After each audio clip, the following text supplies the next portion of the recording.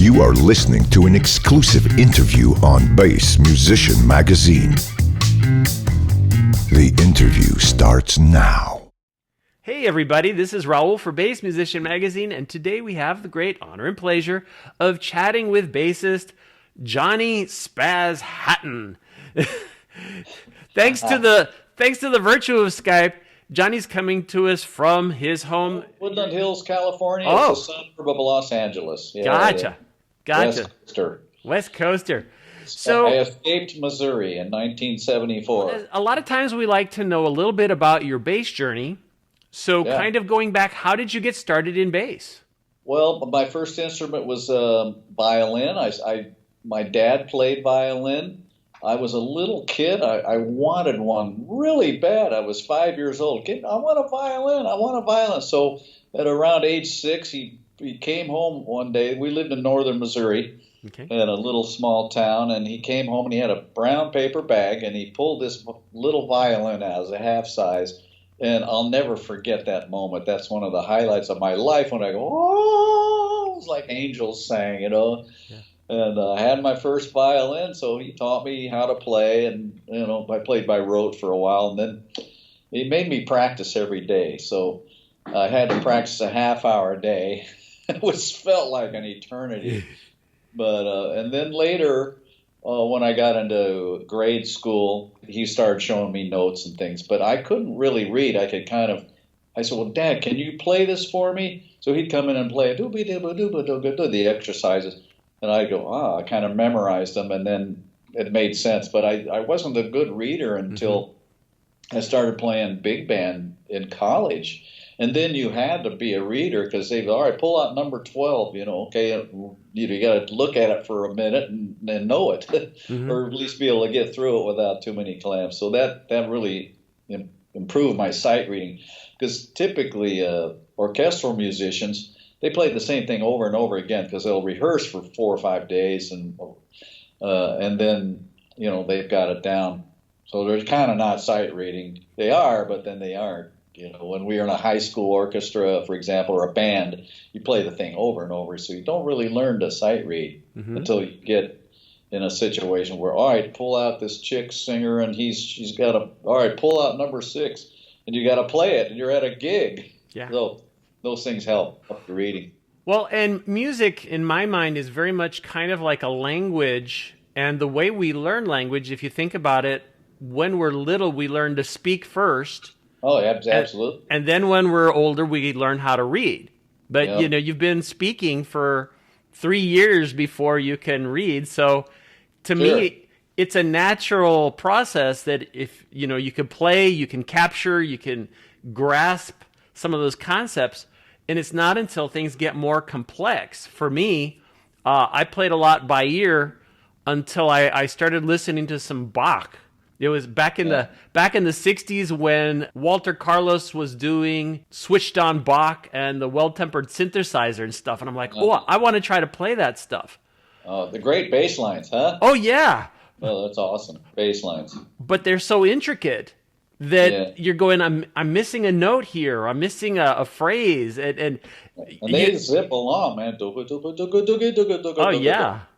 And it was, you'd be making the needle move because it was a record and trying to replay the phrase over and over, scratching up your record and goofing it all up. Progressing to be able to read, certainly worthwhile. You were playing in college. Did you go straight to upright? But I played violin until I was in high school, and then I guess around in the junior high, I started playing French horn and sousaphone and tuba in the band. I said, well, I'll play in the band too. It's a good way to get out of things. Play in the band. I was in the choir, a couple of choirs, and then the gal who was playing they had a swing band, like a big band, 15, 16-piece big band at the high school. So, but there was a girl playing bass. She was this tall gal. I think at that time, girls didn't play string bass. Now there's tons of them. Playing rockabilly, playing symphony. But then it was kind of considered a guy's instrument. So she was starting to be boy crazy. She gave it up. So my dad, who was the conductor of the orchestras in our school system, he did the grade school, the junior high, and the high school. He said, "Hey, take a bass home.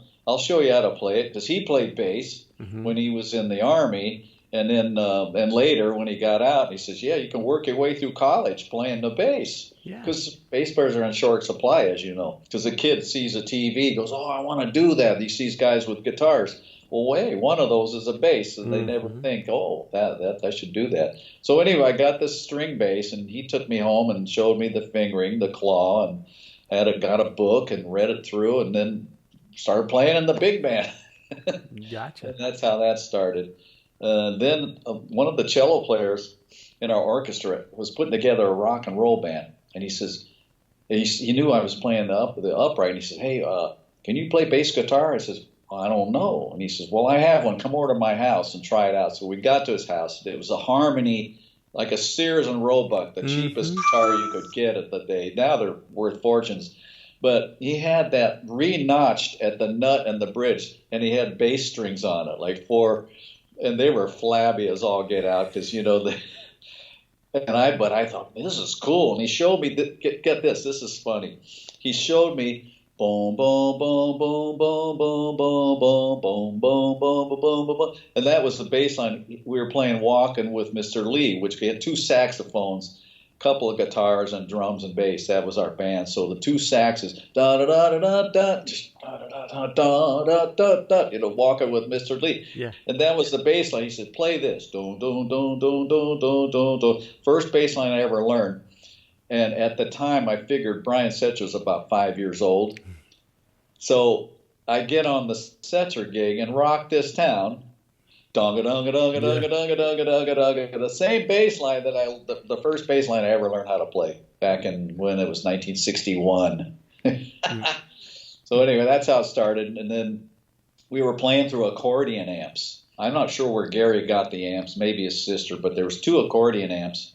And, we'd plug into the same amp. The guitar and the bass would be going through the same amp. So whenever the guitar played, it would just cut out the bass altogether. So I told Dad, Dad, I need a guitar. I need a bass guitar. The one I got's kind of dorky. So he took me to Mel Bay Music. And Mel Bay, the actual Mel Bay, owned the music store in St. Louis. This is when we moved out of North Missouri.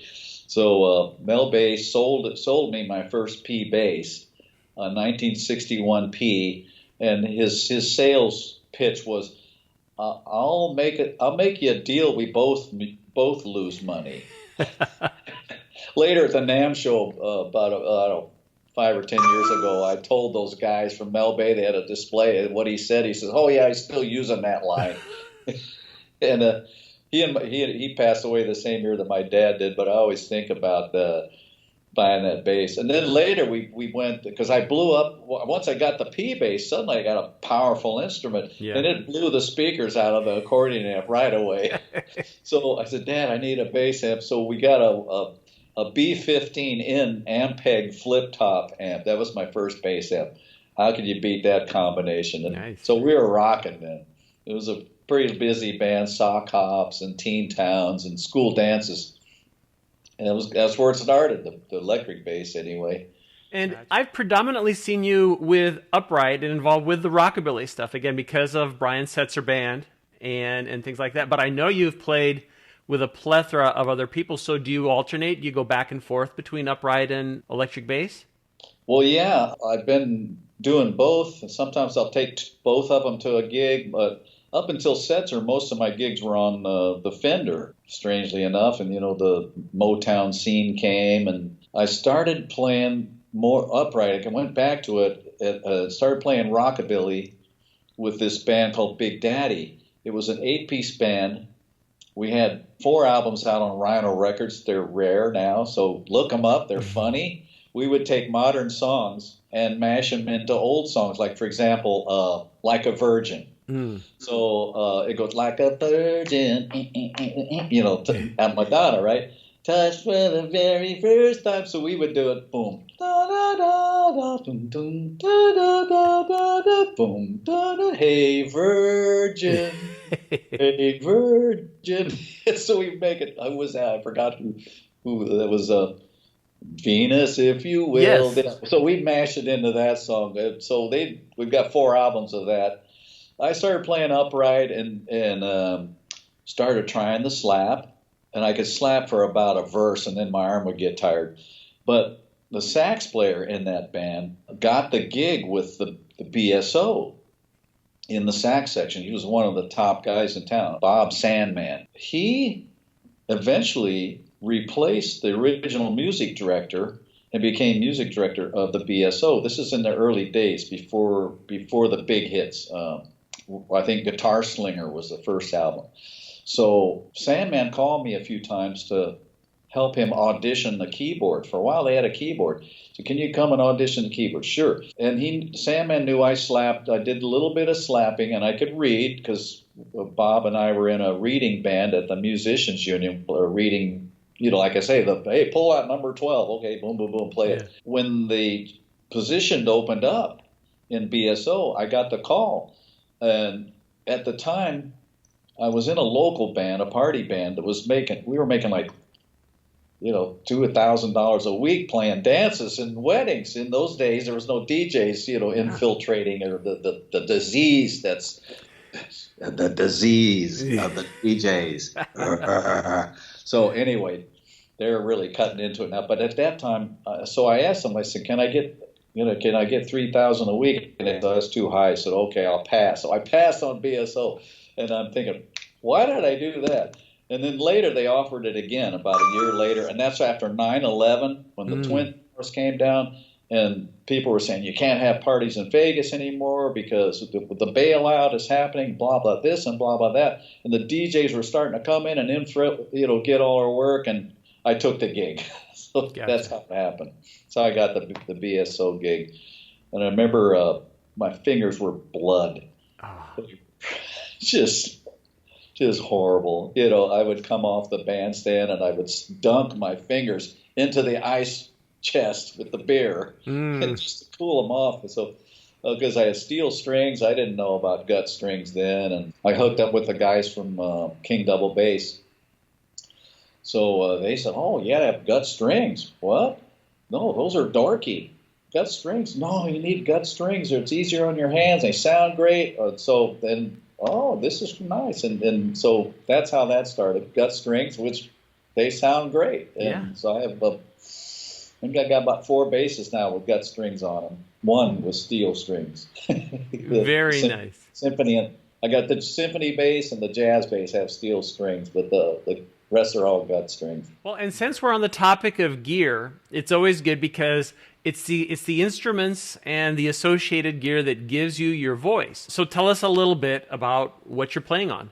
Oh, okay. Well, my first rockabilly bass, I call it rockabilly bass, actually was one that Brian Setzer had in his equipment bin, right? It was an old K. I'm not sure the date, but you can see it because Mark Winchester played it. He's the bass player that's playing in the Rockabilly Riot now, the summer band. It's a Nashville backup band for Brian. It's just 4 guys. But Mark left. He was having babies. His wife says, "You can't be on the road. I'm having babies." And so I played his bass for a while.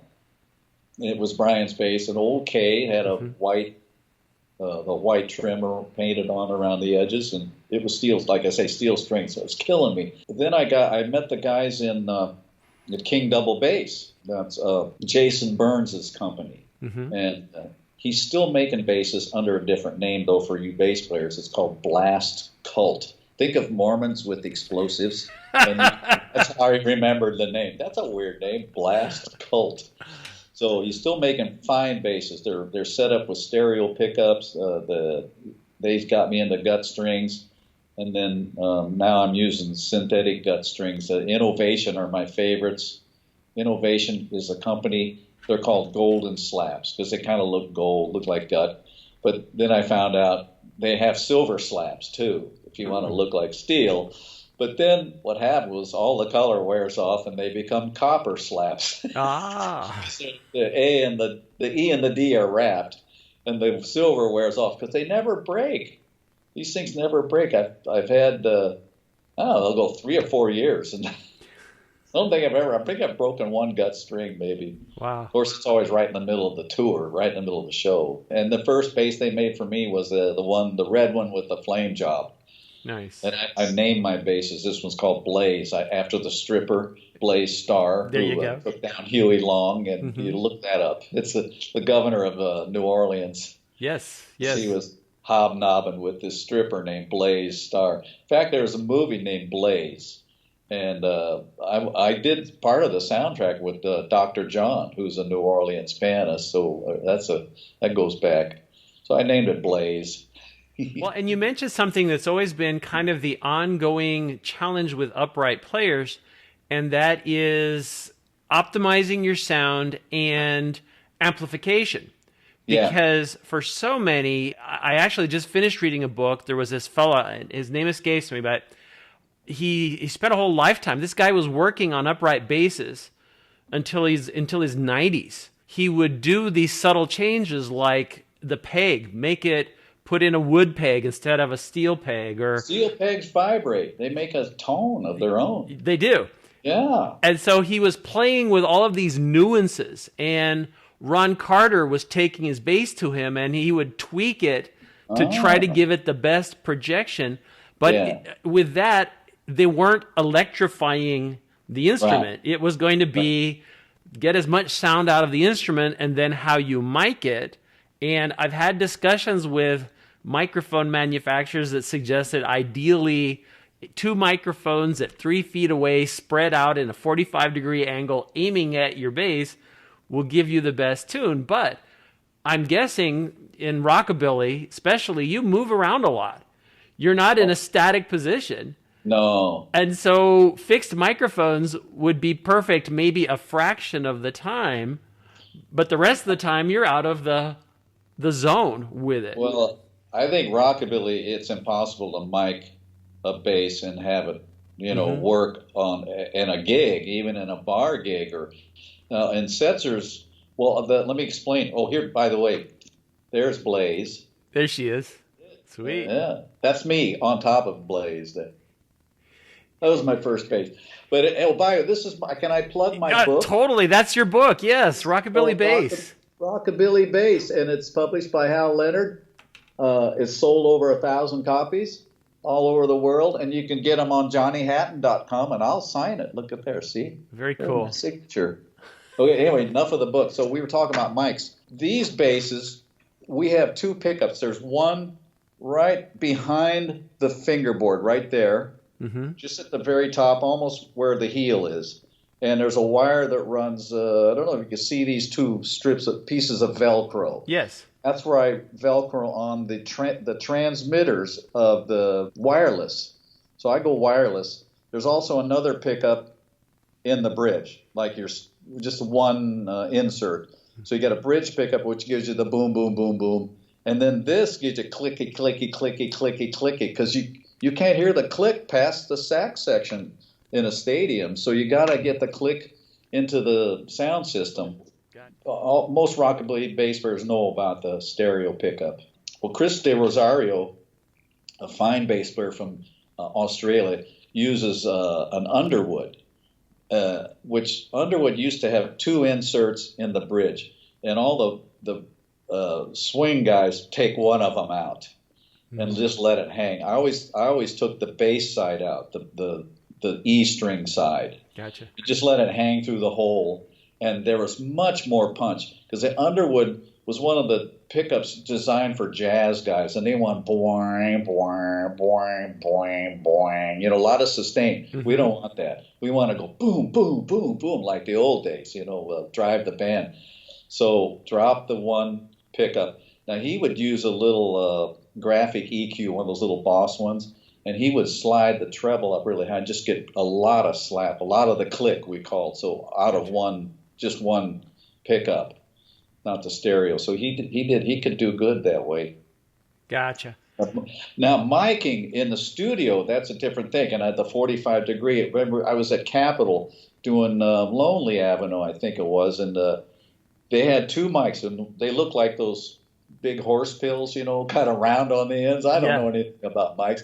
One of them said RCA, and then there was another one that's had a label that says Capitol Records on it. And the RCA was a kind of a square with angular, about so big, and they had both of those down there, like you say, down a little bit above the bridge, and And the sound guy comes in, the tech, and he goes, "Oh, you got Sinatra's mic."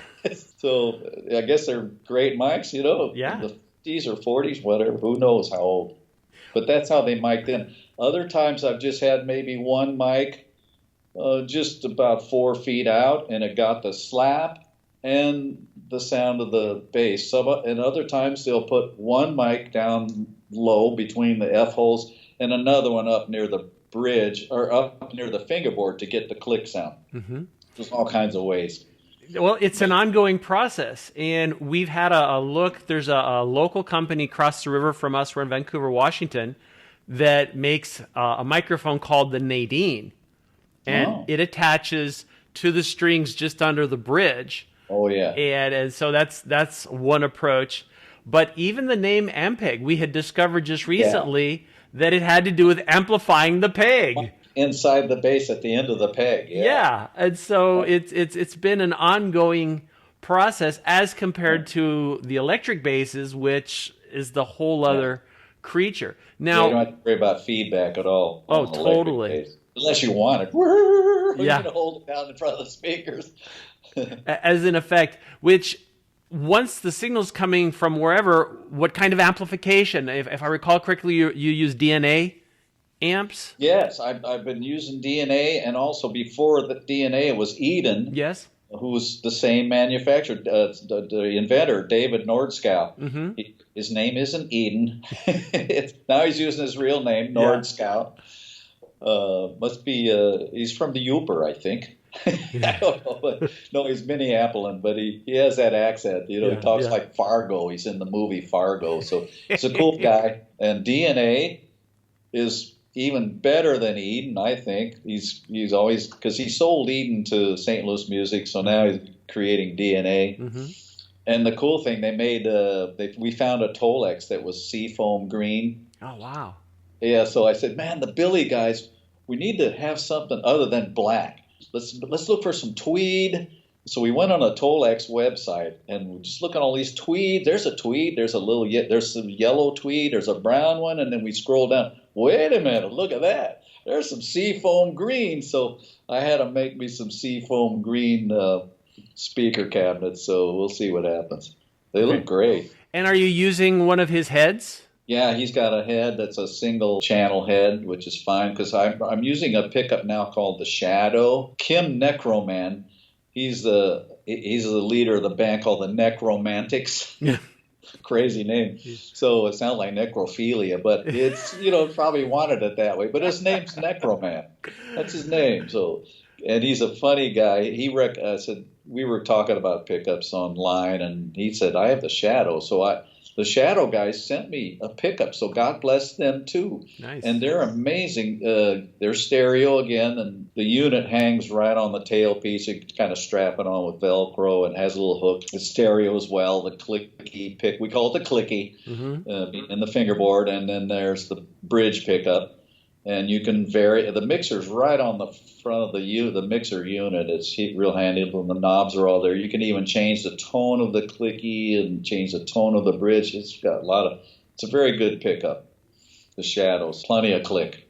That's slap bass players like the click. Oh, totally. I mean, if you listen to the Rock Around the Clock, the Bill Haley. Mm-hmm. For years, I thought that was a drummer going tick.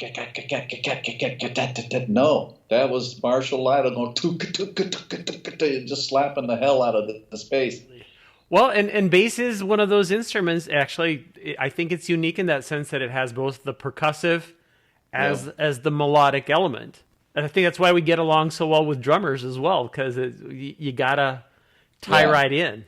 Sometimes drummers hate it. Hey, stop that, because they want to be interesting, because Bernie and I went to Montrose, maybe, 15 years ago. We went and did the Montrose Music Festival for a Sun Record show. Mm-hmm. And Sonny Burgess and Billy Lee Riley were both on the show. And I remember Billy saying, you modern bass players, you slap all the time. So when I was a kid, the bass player only slapped if there was no drummer. And bluegrass. That the first time I ever heard a slap bass was in a bluegrass show in St. Louis at the Kiel Auditorium. I think I was in junior high. The curtain opened and go ding ding ding ding ding ding ding ding. I go, wow, listen to that. It was just the bass player slapping like crazy. So that's how it started. No drummer, slap the bass. The slap bass actually goes back way into the 20s. I've got some early 20s recording, with violins and banjos and bass players slapping. Sure. Well, and the upright bass again has the longevity as compared to the electric bass, and the evolution as things are progressing and what people try, even slapping and popping on electric. I find a lot of the young players, that's kind of the thing. And if you go to a NAMM show, it's not uncommon to just hear the slapping and popping. Yeah, it's crazy. It's all around you. But you get some of these, some of the tried and true heavy hitting players like Chuck Rainey. They're not necessarily slapping and popping. A lot of it is kind of more that finger funk, Motown kind of sound. I like James Jamerson, man. Yeah.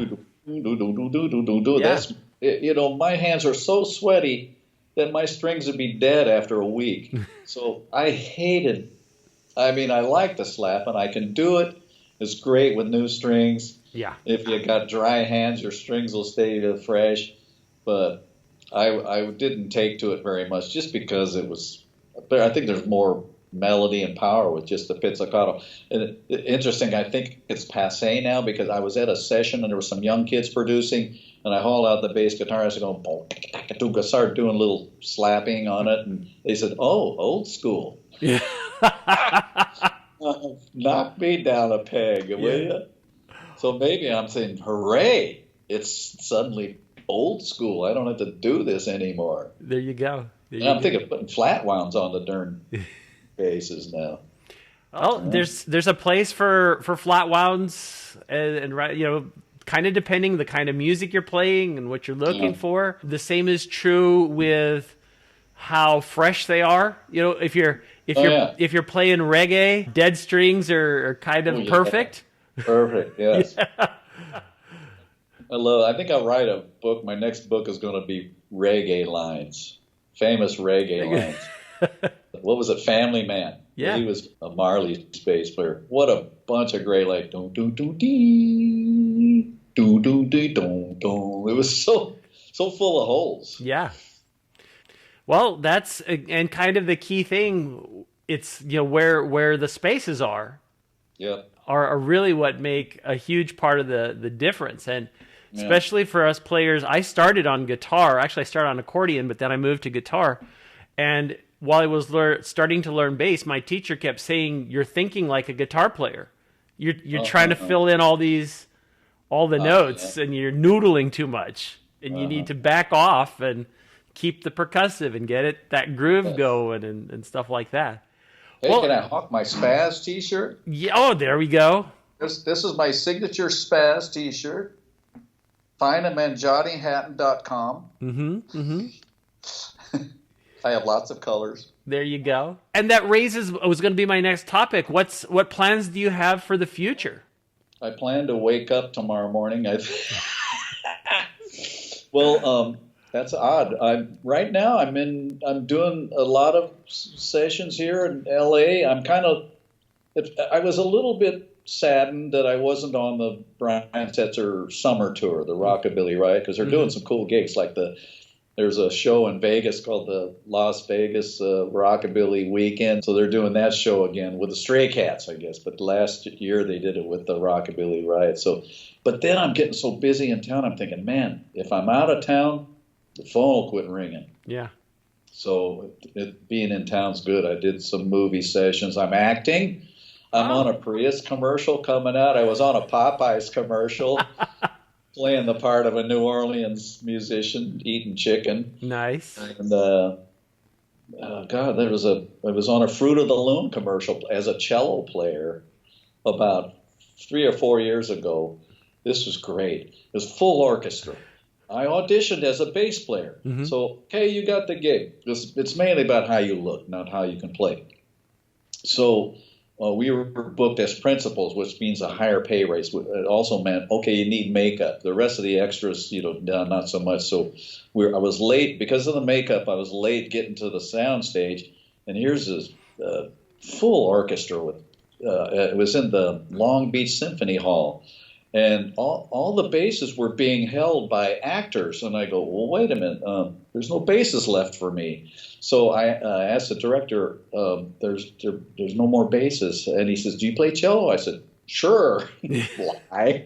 No, but I knew how to hold the bow, because I was violin. It's the same thing. So here I'm sitting in the principal seat now. I'm right, literally about 6 or 7 feet from the conductor's stand, the podium. Mm-hmm. So here comes the conductor. She's a gorgeous brunette, long flowing hair. She's wearing a tank top, high heels, and panties. 12 hours of that. Oh, wow. Horrible.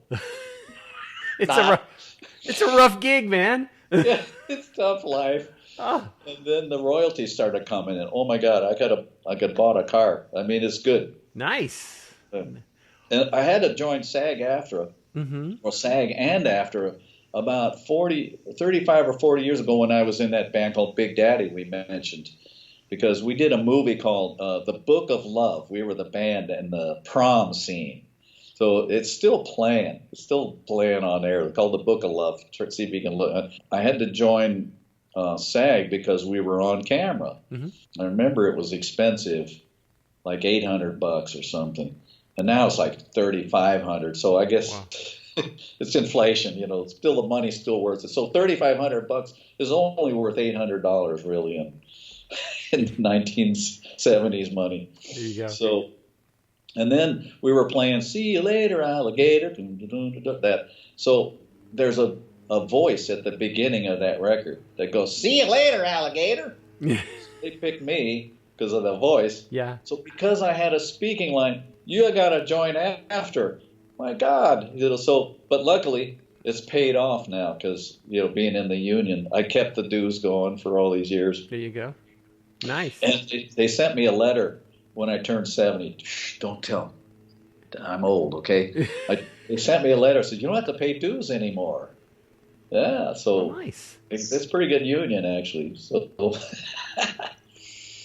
anyway, watch for me on a Prius commercial. I'm carrying a bass across some guy's lawn in Pasadena, not sure who it is, and stuffing it in the back of a red Prius. So we'll see if it didn't end up on the cutting room floor, There you go. Well, there's actually room for a bass in a Prius? Yeah. It's interesting because I got the gig. I was auditioning as beekeeper. I said, we need beekeepers. What? And I called my agent, Nancy Clayton. She's a lovely lady, and she books musicians for things like that. And so I said, Nancy, I'm a beekeeper. I had a beehive. It was a hobby. I had one hive in my backyard that I had for about 10 years, a few years ago. And so she got me the audition. I show up in my bee outfit with the gloves. I had to go find them. I lent them to a friend. And then they said, well, let's see you without the veil. So I took the veil off, and they go, what's with the purple hair? I just gotten off the BSO tour of Japan. I had purple hair. Yeah. Right now it's normal. And I said, well, I play rock and roll. I'm a rock and roll musician. So what do you play? I say, play bass, upright bass. And I said, a bass might fit into a Prius. In fact, I think it's pretty sure it will. And said, well, how tall is that? I said, it's about that tall, maybe 6 feet. And they said, oh, okay, thanks. Well, we'll call you. And then, so they emailed me, measure your basses. And so I go measured them and sent the dimensions. And they said, can you send us pictures of your basses? So I sent them. I have a blonde King, and I sent that one. I said, this one's Boom Boom. I name him after girls. This is after Brian Setzer's wife. I call her Boom Boom. And then I sent him K, the 54K, which is dark brown. Mm-hmm. And I sent him Dale, another one of my King double basses. It looks Western, so I named it after Dale Evans. Yeah. So they like Dale. So it'll be me carrying Dale. And going into a Prius. In the back of a red Prius. We'll see if I end up, hopefully. Because if they use it, the shot, then It's good money, good royalties. It would impress the heck out of me that you could actually get an upright into a Prius. I mean, that would make it worth considering. Yeah, the neck goes right between the seat and kind of sits on the little package tray there. Well, there you go. I know. So buy Priuses. I'm hawking Priuses, DNA amps, the king of the bass, Blast Cult. We were talking about feedback earlier. Yes. And a lot of bass players put their amp behind their bass. Put it off to the opposite side of where you're holding the bass, because it'll feedback less. Also, if you're thinking of rockabilly, get the worst sounding, cheapest bass you can find, because the better they sound, the more feedback you'll get. Example, that red bass has 14 coats of paint and metal flake and undercoat, pinstriping, and clear coat. It's just loaded with paint. It's deader than a doornail. It sounds horrible until you plug it in, because nobody hears the bass anyway. You can't hear it above the drums, the PA, the guitar amp. You're not going to hear the body of the bass. You'll hear the amp. So get a really dead bass, paint it up, put a bunch of stickers on it, climb on it. Make sure it's plywood. Don't get you can't climb on your symphony bass. So that's my advice about feedback.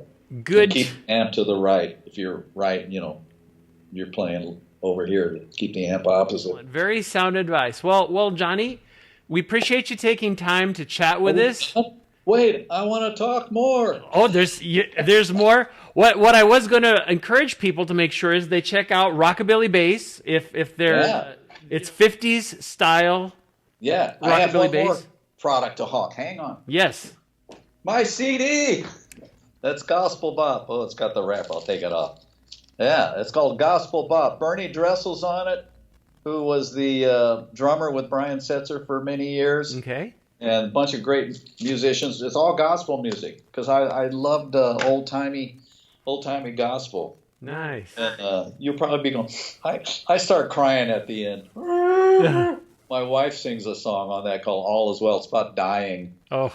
And the whole album's about life. It's kind of, you start fresh and young, and then the sinning part comes in the middle, and then the dying part and redemption comes at the end. Right after the dying part, where I start crying, then there's a secret cut called What's It Like in Hell? Oh. It's just obnoxiously gross. And oddly, some people say, that's my favorite cut. There you go. Yeah, it's real alternative, if you will. Well, I would imagine that in hell, a bass with flames on it would be appropriate, wouldn't it? Yeah, I think.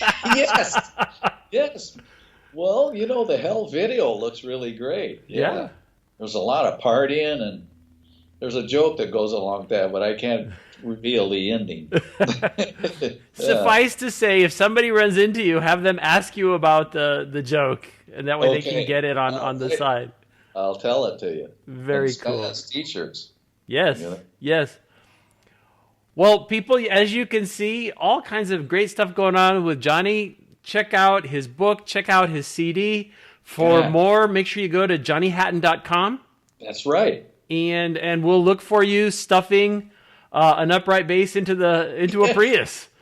Okay. Well, I will too. I hope they leave it in. There you go. We'll watch for it.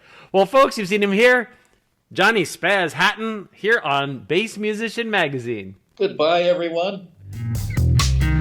Thanks for bassing out with us here on BassMusicianMagazine.com.